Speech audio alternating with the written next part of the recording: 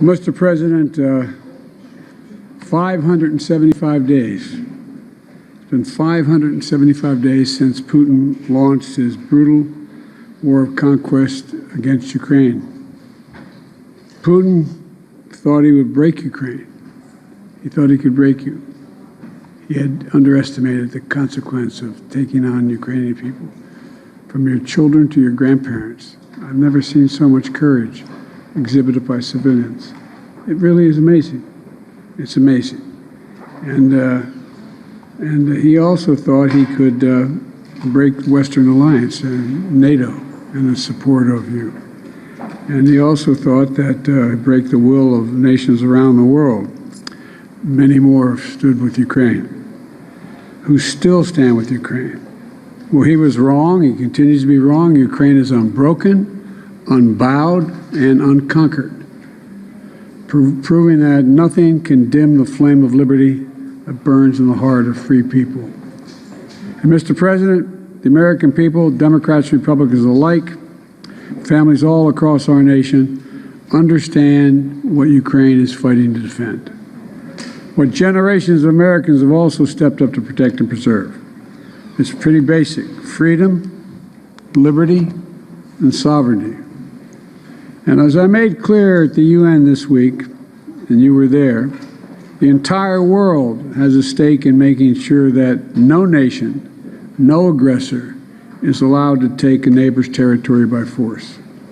The American people will never waver in our commitment to those values.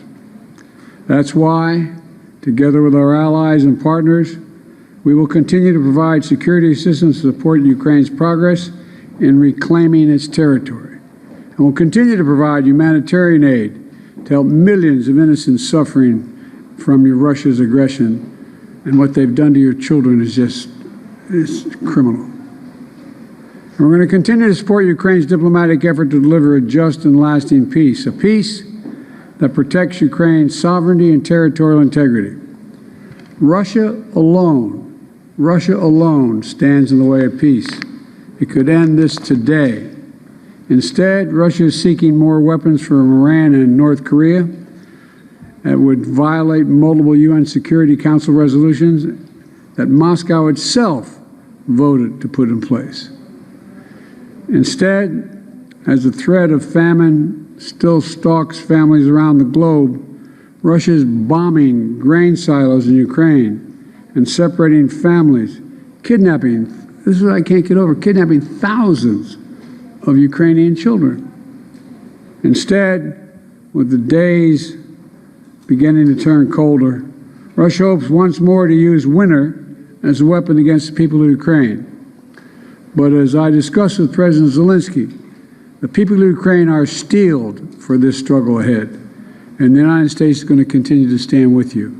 Today, I approve the next tranche of U.S. security assistance to Ukraine, including more artillery, more ammunition, more anti-tank weapons, and next week, the first U.S. Abrams tanks will be delivered to Ukraine. We also focused on strengthening Ukraine's air defense capabilities to protect the critical infrastructure that provides heat and light during the coldest and darkest days of the year.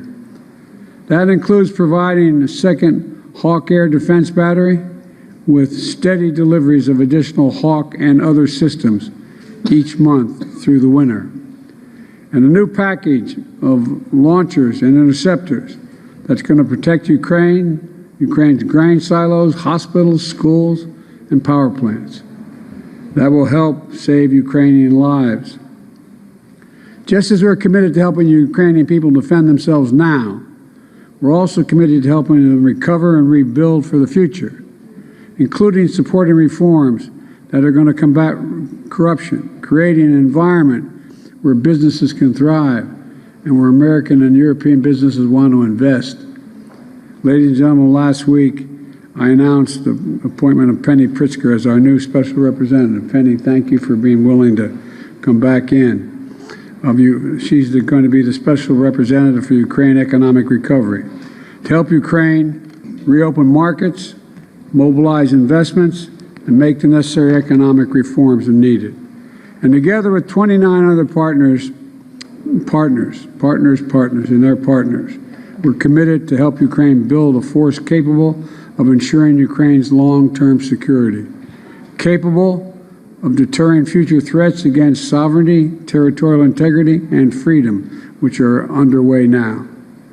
Because that's what this is all about, the future of freedom. America can never, will never walk away from that. That's why 575 days later, we stand with Ukraine and will continue to stand with you, Mr. President. And that's why we're so proud of being able to be with you. Mr. President, we're with you, and we're staying with you. Thank you so much, Mr. President. Thank you for all these 575 days. Yes, and thanks to American people. All these days, they are together with us, with Ukrainians, with ordinary people, all of us. Thank you so much.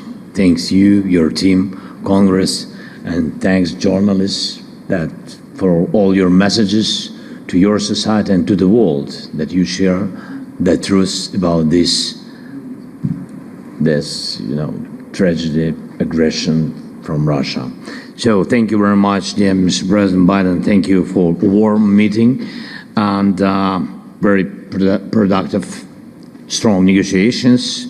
And today we have some important results. First, we agreed to work on the future force of Ukraine. It's very important, and it's a strategic decision that will allow us to prevent any new aggression against us, against Ukraine, our people.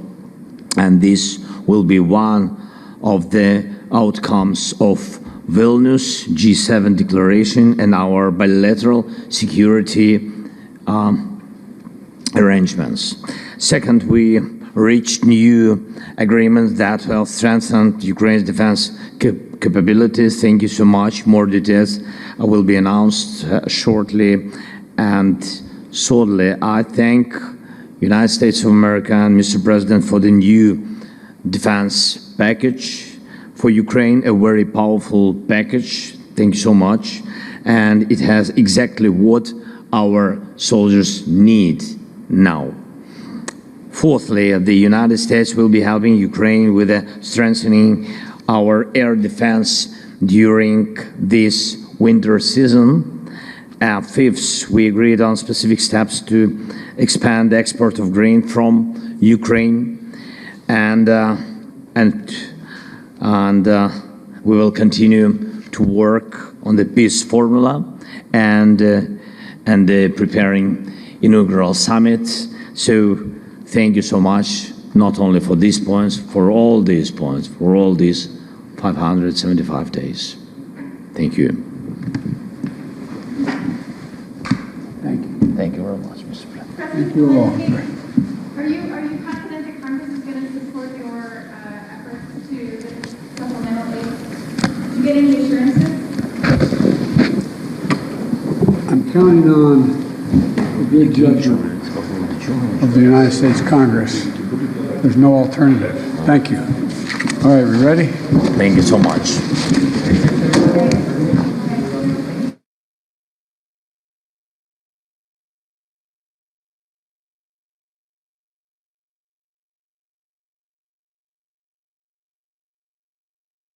Who has been in regular touch with members in Congress. We have had our Legislative Affairs Office who has been in regular touch. I don't have anything to read out on any conversation that the president has had specifically on this, but as you know, and we say this often, is the president is in regular contact. We talk about a Republican shutdown risking the vital nutrition assistance for nearly 7 million mothers and young children who count on